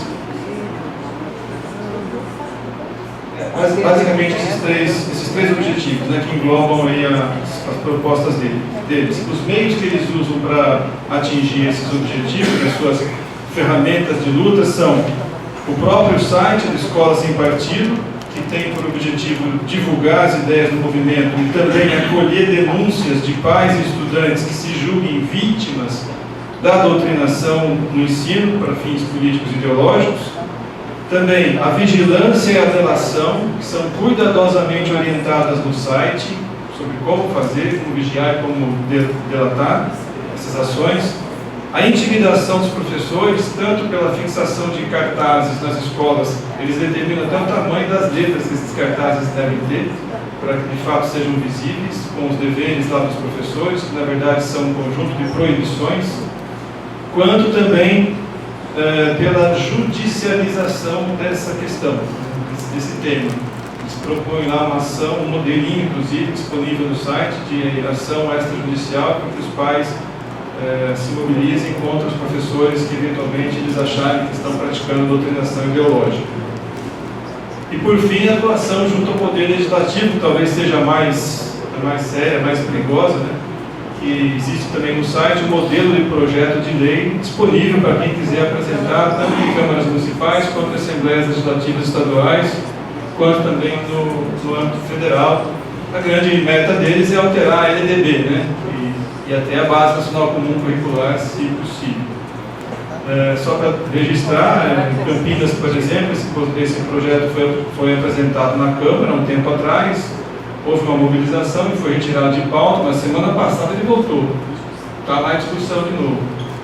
Então a coisa não é tão simples, né? É uma esfera, um campo de luta aí, essa frente legislativa que precisa ser levada a sério. Também foi apresentado um projeto de lei em nível federal, o deputado Isalci, do PSDB do Distrito Federal, chamado Projeto de Lei 867, de 2015, que tinha por objetivo justamente incluir na LDB os princípios da Escola Sem Partido, né, e também aqueles deveres do professor. Então a gente precisa ficar atento porque é uma mobilização importante que eles estão fazendo. Alguns pressupostos da proposta da Escola Sem Partido, eu numerei aí alguns que me pareceram mais evidentes. O primeiro é a neutralidade política, ideológica e religiosa do Estado. Inclusive é o primeiro princípio que aparece no projeto de lei que eu acabei de citar aqui, de âmbito federal. Essa neutralidade do Estado é vista por eles como necessária para que prevaleça a orientação política, religiosa e moral pretendida pelos pais. Bom, na verdade, o que ocorre é que o Estado não é neutro, né? Nós sabemos. Mas bastaria ler o preâmbulo da Constituição para perceber que essa tese é falsa. Não precisa ser marxista. Basta ler o preâmbulo da Constituição, que diz o seguinte: nós, representantes do povo brasileiro, reunidos em Assembleia Nacional Constituinte, para instituir um Estado democrático, já tem aí uma afirmação ideológica, destinado a assegurar o exercício dos direitos sociais e individuais, a liberdade, a segurança, o bem-estar, o desenvolvimento, a igualdade e a justiça como valores supremos, são valores, é uma opção, de uma sociedade fraterna, pluralista e sem preconceitos, fundada na harmonia social e comprometida na ordem interna e internacional com a solução pacífica das controvérsias, promulgamos, sob a proteção de Deus, a seguinte Constituição da República. Então bastaria ler o preâmbulo para perceber que o Estado não é neutro. O legislador, quando escreveu a Carta Magna, expressou uma opção política, ideológica e até religiosa. Constituiu um Estado liberal, democrático e que ainda se coloca sob a proteção de Deus, pressupondo, portanto, uma fé. A simples leitura desse texto então é suficiente para mostrar que o Estado não é neutro. A gente pode aprofundar depois por quais outras razões a gente percebe que ele não é neutro. O segundo pressuposto é a neutralidade da escola. Na perspectiva da escola sem partido, a doutrinação é uma ameaça à democracia, porque ela instrumentaliza o ensino e com isso ela acaba desequilibrando o jogo em favor de um dos competidores. Existe uma competição lá na escola e a doutrinação desequilibra esse jogo em favor de um lado. Para combater essa ameaça, então, é preciso que as escolas funcionem como, abre aspas, centros de produção e difusão do conhecimento, abertos às mais diversas perspectivas de investigação e capazes, por isso, de refletir com neutralidade e equilíbrio os infinitos matizes da realidade. Fecha aspas. A princípio, a gente poderia dizer assim, não temos nada a objetar, a essa escola que atende, que acolhe diferentes perspectivas. O problema é concluir que disso resulta uma neutralidade. Curiosamente, o movimento reconhece que a perfeita neutralidade e objetividade é inatingível, expressão deles, mas considera um dever ético profissional de todo professor esforçar-se por atingi-lo. Por isso ele recomenda que as escolas adotem medidas que garantam um corpo docente com diversidade de perspectivas ideológicas. A fim de evitar o pior dos mundos, que segundo eles é o monopólio ideológico. Eles não querem um monopólio, eles querem uma diversidade ideológica. A questão da neutralidade aparece também na seção Perguntas Mais Frequentes, lá do site. É o FAQ, a tradução em inglês do Frequently Asked Questions. Nos seguintes termos, aparece uma questão assim: afinal, existe neutralidade ideológica? Essa é uma das perguntas mais frequentes. A objetividade científica não é um mito? Aí eles respondem, na visão deles, claro, essa ideia de que a neutralidade é um mito, que não existe na verdade, é uma justificativa padrão que serve de salvo-conduto para cada um puxar a brasa para a sua sardinha. Essa é a resposta que eles dão. Trata-se, porém, de um exercício de má-fé, pois o fato de conhecimento ser passível de distorção ideológica deveria levar os professores a adotar estratégias metodológicas que reduzissem esse risco, em vez de ver nisso um salvo-conduto para a doutrinação. Outro pressuposto é a ideia de que doutrinação é proselitismo de esquerda. Os membros do movimento também reconhecem que existe uma doutrinação de direita. Expressão que eles usam, essas que eu estou citando. No entanto, para eles, a doutrinação que realmente preocupa e que deve ser combatida é a de esquerda. Por quê? Porque a doutrinação de direita, segundo eles, decorre da ação de, entre aspas, franco-atiradores, que trabalham por conta própria, individualmente, ao passo que a de esquerda ocorre de forma sistemática e organizada, com apoio teórico, ou seja, eles citam Gramsci, Althusser, Freire, Saviani, etc. Então, a doutrinação de esquerda tem apoio teórico, tem apoio político, que são governos e partidos de esquerda com o PT à frente, e tem apoio burocrático, que é do MEC. O Lozano está no etc. Tá atrás, né? Não sabia. Ponto certo, Luiz, aqui.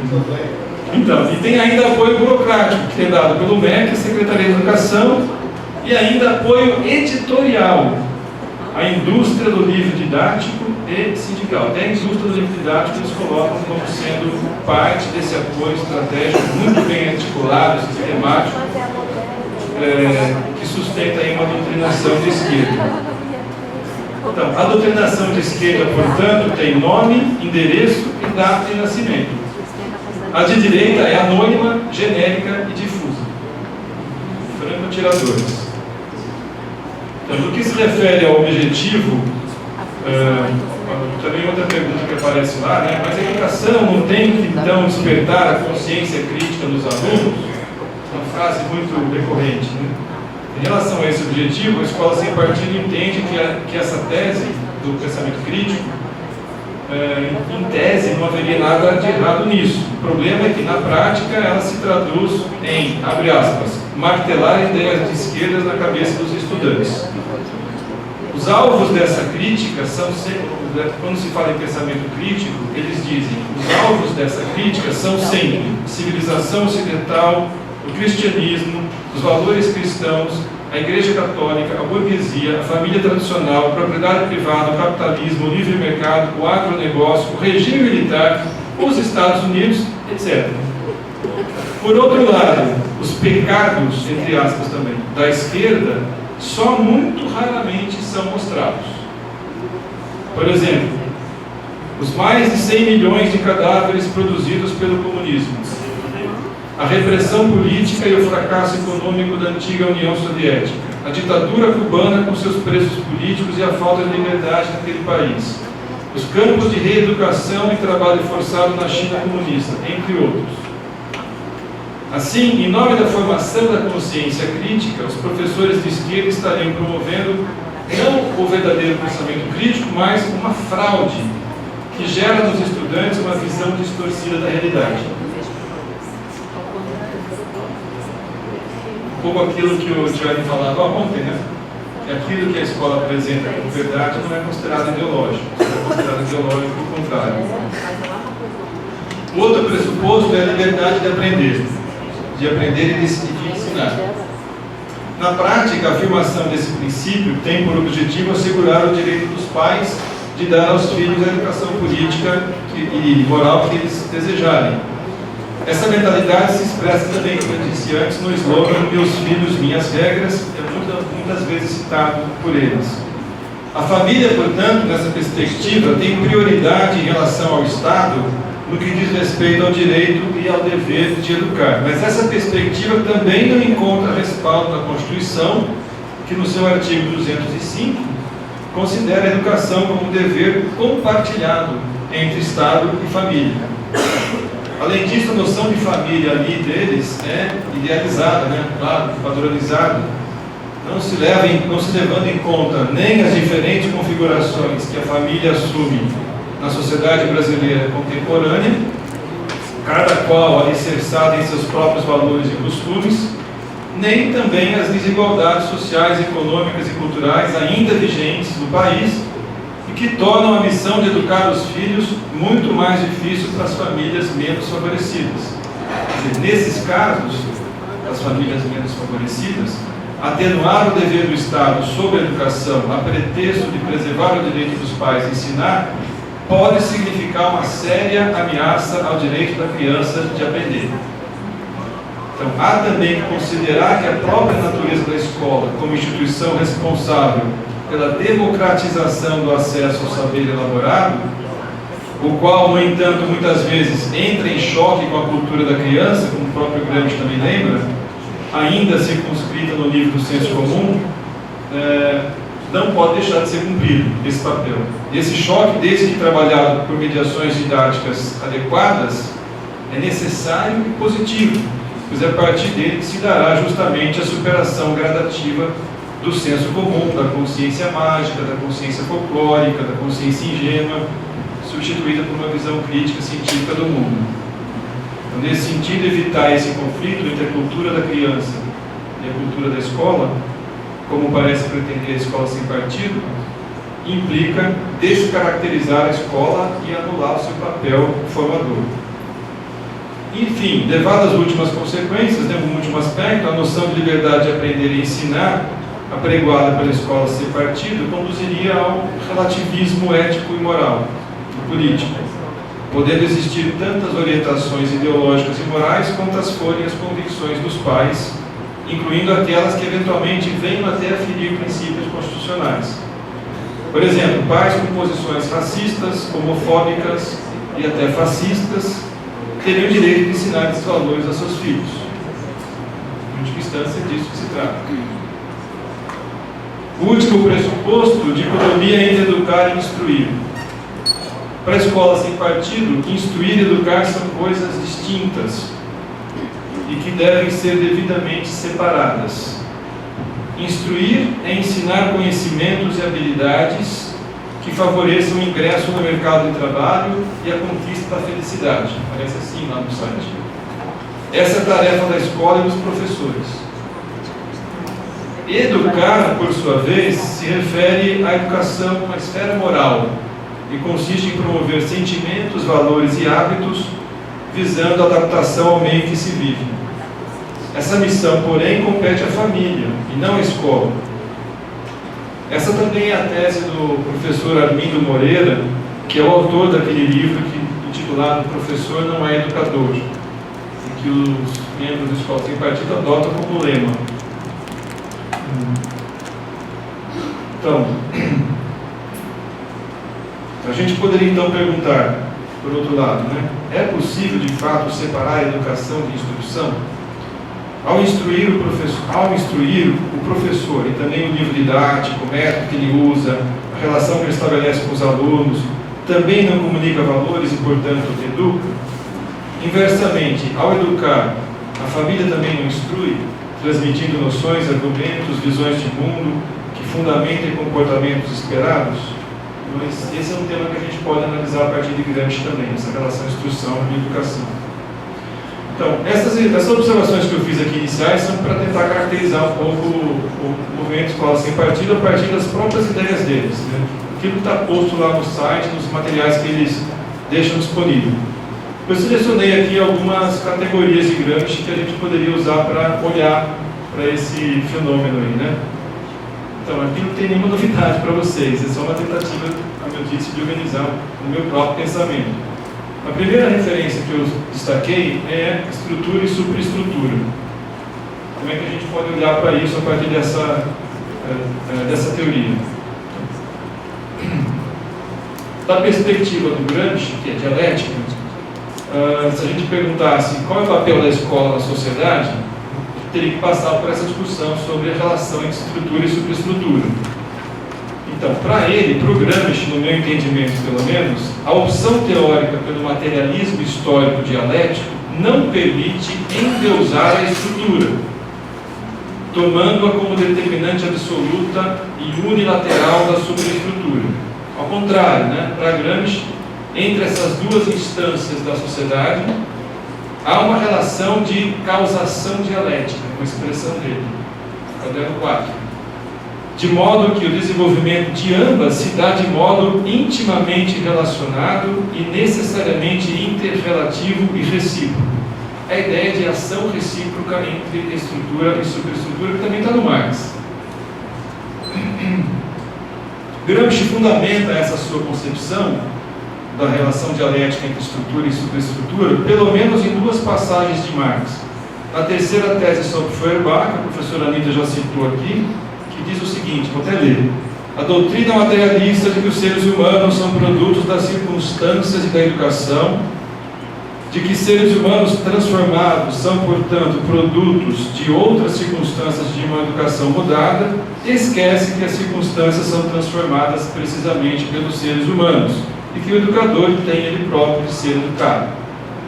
Ele vai se basear um pouco nessa tese e também naquela passagem do prefácio para a crítica da economia política, em que o Marx diz que também no campo da superestrutura, das formas ideológicas, os homens tomam consciência dos conflitos e os levam até o fim.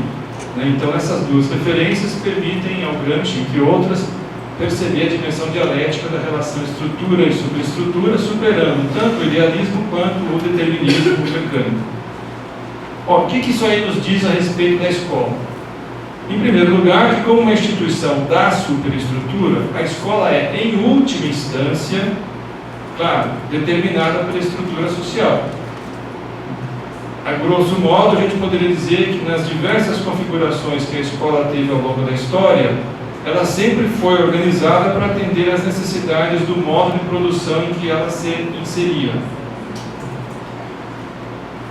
Sendo parte da superestrutura, portanto, historicamente condicionada e determinada pela estrutura, a escola não é neutra e jamais poderá ser.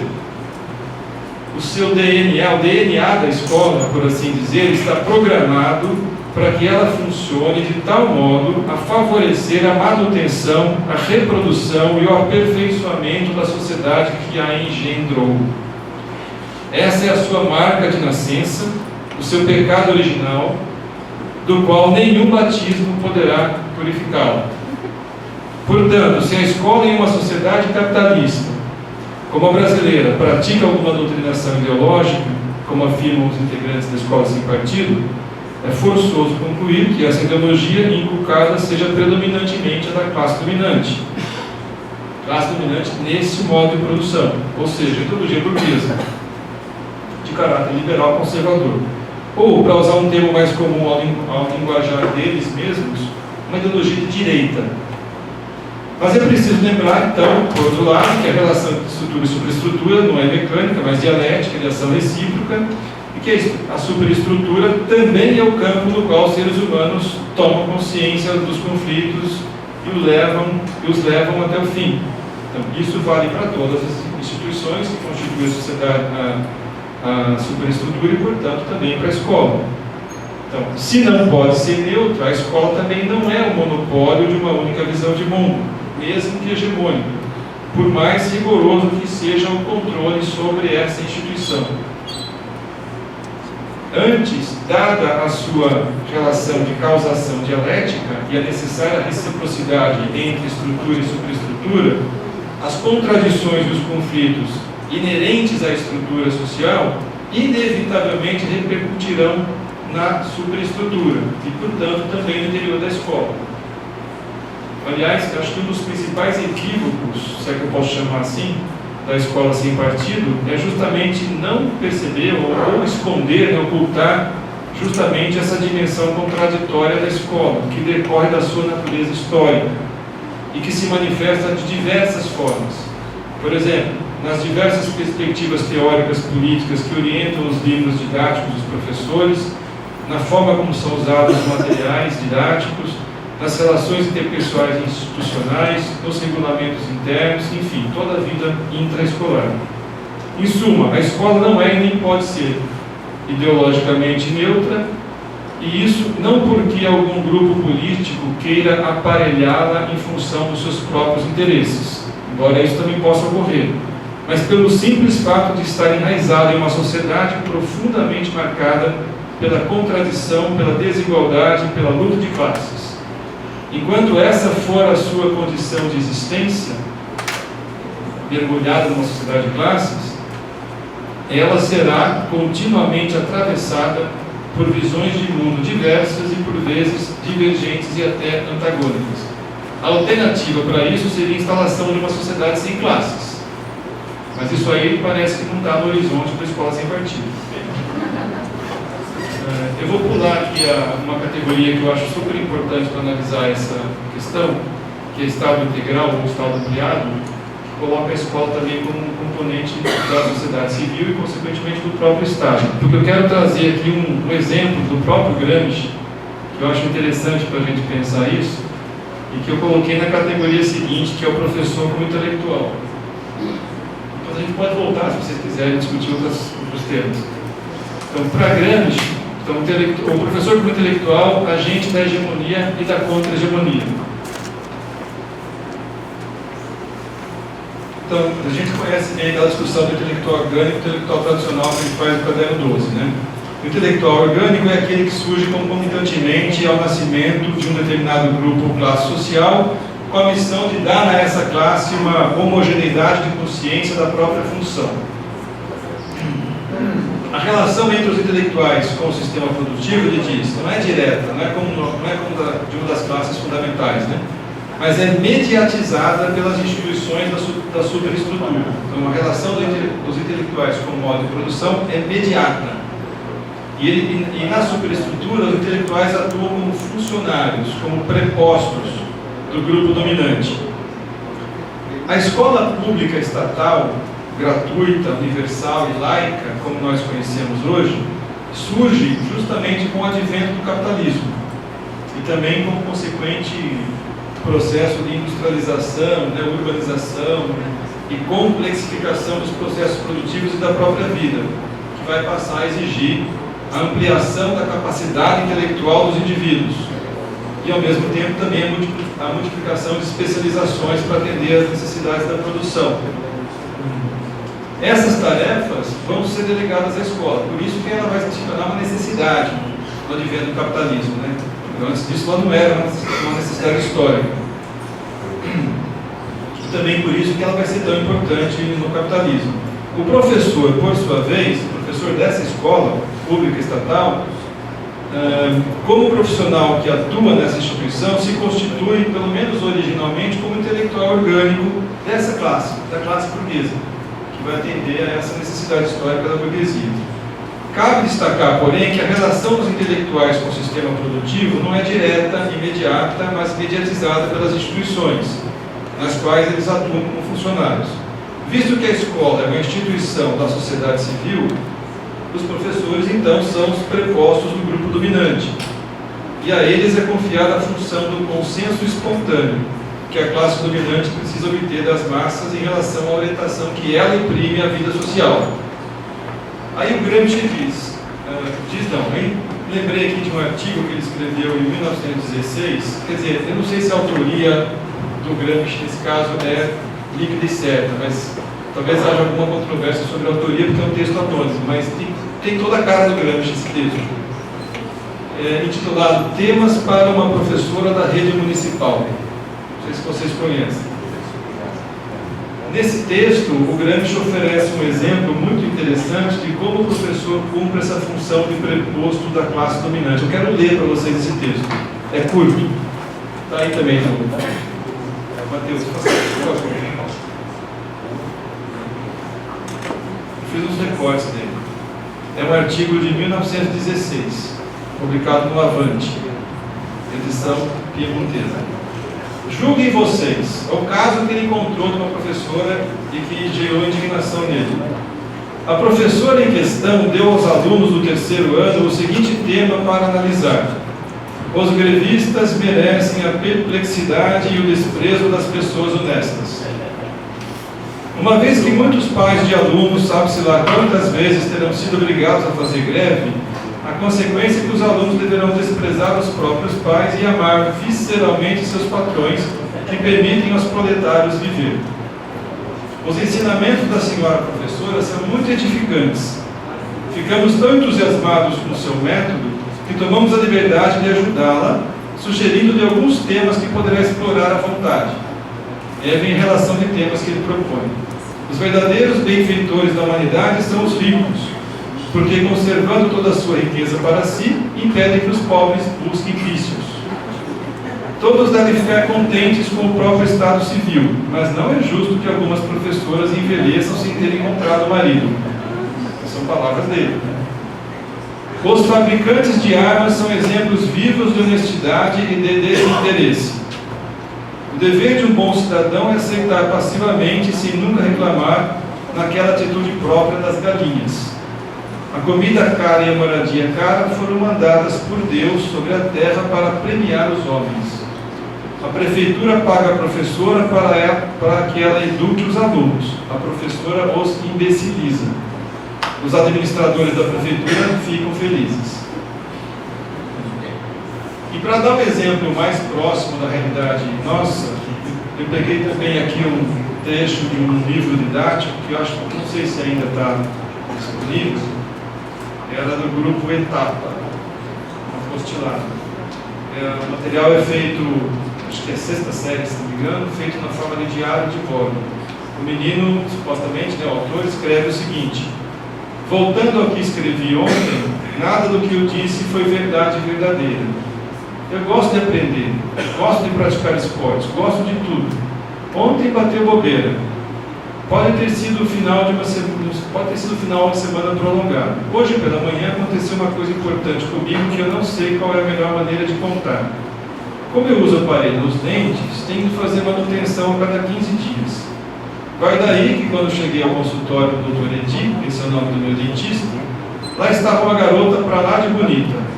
Olhei bem e logo pensei nos meus dentes mal escovados. Ainda por cima esqueci de colocar minhas calças novas, minha camiseta de marca, meu tênis limpo. Esqueci uma porção de coisas, acho que nem banho tomei. Fiquei todo embaraçado, não sabia o que falar. Também não sabia se precisava falar. Só queria ficar olhando aquela gata. Entrei no consultório só para levar a bronca de sempre, porque nunca escova os dentes corretamente. Quando o dentista acabou, a menina já tinha ido embora. Prometi a mim mesmo não deixar mais escovar os dentes. Podia surgir alguma ocasião especial. Fui embora pensando na propaganda de um certo creme dental. Se alguém da escola sem partido ler esse texto, não vai ver nenhum problema. Não vai ver aí uma ideologia de gênero, por exemplo. Um modelo de relação afetiva sendo apresentado como o único possível. Nem vai ver aí um apelo ao consumismo, um certo valor moral, um certo valor ético. Então isso não é doutrinação, na perspectiva deles. Então, à primeira vista, essas considerações a respeito Então, voltando um pouquinho para a discussão do Gramsci, né? À primeira vista, essas considerações a respeito do professor como intelectual preposto da classe dominante, que faz o papel, portanto, de produção do consenso, levaria a concluir que o trabalho do professor se reduz ao de agente da hegemonia burguesa, a serviço da reprodução da sociedade capitalista. Mas essa conclusão implicaria postular uma relação mecânica e determinística entre estrutura e superestrutura, que não condiz com o caráter dialético do pensamento gramsciano, que eu já mencionei. Além disso, nas suas considerações sobre o intelectual tradicional, Gramsci faz questão de registrar que o monopólio da superestrutura, por exemplo, exercido pelos eclesiásticos na época feudal, não se deu sem lutas, conflitos, limitações, que fez surgirem outras categorias intelectuais, como as aristocratas de toga, administradores, cientistas, filósofos, laicos. Acho que o que o professor Paulo trouxe agora a respeito da opinião do Gramsci sobre alguns intelectuais liberais progressistas mostra um pouco isso também, como essa situação é conflituosa, não é tão simples, não é simplória. Por isso, se por um lado, historicamente, o professor se constitui como intelectual orgânico da burguesia, por outro, essa sua condição não esgota todas as possibilidades da sua ação política. Resta saber como em que medida ele pode atuar na direção oposta, comprometendo-se com a elaboração de uma nova hegemonia. Pode-se responder essa pergunta, por exemplo, na perspectiva de autores como Saviani, Ildeu Coelho, Isniders, que, bebendo também em Gramsci, atribuem prioridade aos conteúdos. O professor, portanto, estaria atuando em benefício dos subalternos na medida em que propiciasse aos educandos as condições necessárias para se apropriarem do saber elaborado e assim se instrumentalizar para a luta por seus interesses de classes. Ou, ainda na perspectiva de Paulo Freire, para quem a educação deve se dar por meio do diálogo, visando a superação da contradição educador-educando e a conscientização de ambos. Para nenhum desses autores, porém, a prática pedagógica passa pela doutrinação ou pelo proselitismo político-ideológico. Muito ao contrário, essa prática é explicitamente recusada por todos esses autores. Portanto, a acusação da escola sem partido de que professores de esquerda doutrinam seus alunos com base em Gramsci, Saviani, Freire e outros é ao mesmo tempo mal fundamentada e mal intencionada. Mal fundamentada porque não interpreta corretamente as ideias desses autores. E mal intencionada porque sua verdadeira preocupação não é com o suposto perigo da doutrinação, mas sim com o risco de que o ensino possa instrumentalizar culturalmente os educandos e despertar sua consciência crítica, ou mais ainda sua consciência de classe, supondo que a escola tenha condição de fazer isso. Só para encerrar então. Além disso, se quisermos nos referir mais diretamente a Gramsci, basta lembrar o papel por ele atribuído à escola de luta contra o folclore e para difundir a concepção mais moderna mediante, por exemplo, a tomada de consciência da distinção entre leis naturais e leis sociais, leis naturais às quais nós devemos nos adaptar, e leis civis e estatais que, inversamente, resultam da ação humana e, portanto, podem ser mudadas. Pode ocorrer que esse papel da escola de difundir uma concepção mais moderna do mundo entre em choque com certas expectativas de alguns pais que insistem em conservar seus filhos amarrados a concepções folclóricas do mundo. Muitas vezes, eles próprios pais, também amarrados a essas concepções folclóricas. Não se trata de dizer que é uma intenção deliberada, né, dos pais de manter os filhos alienados. Muitas vezes é um limite da própria concepção de mundo também deles. Esse conflito, porém, não implica ameaça à liberdade de ensino desses pais, mas sim garantia do direito dos filhos de aprender. Negar a eles esse direito é um gesto tão violento e autoritário quanto qualquer outra forma de doutrinação, além de representar uma desfiguração da natureza específica da escola. Bom, eu vou parar por aqui, a gente pode analisar essa questão sobre vários outros aspectos, só queria deixar uma pergunta para a gente pensar, que eu mais ou menos insinuei no começo. O movimento Escola Sem Partido começa em 2003, justamente coincidindo aí com o advento do PT ao governo federal, Partido dos Trabalhadores. E também não por coincidência, o Partido dos Trabalhadores, que não é exatamente assim um grande modelo de esquerda, né, pelo menos o rumo que tomou depois, acaba sendo o alvo preferencial deles. Por quê? A questão que eu deixaria seria essa. O que é que de tão inovador, diferente, ameaçador o governo do PT fez que poderia, se é que fez, que poderia justificar uma reação tão violenta, explícita, né, a essa política educacional implementada, supostamente implementada por esses governos? Só para a gente tentar avançar um pouquinho na análise do conjunto. Obrigado aí, desculpa a corrida.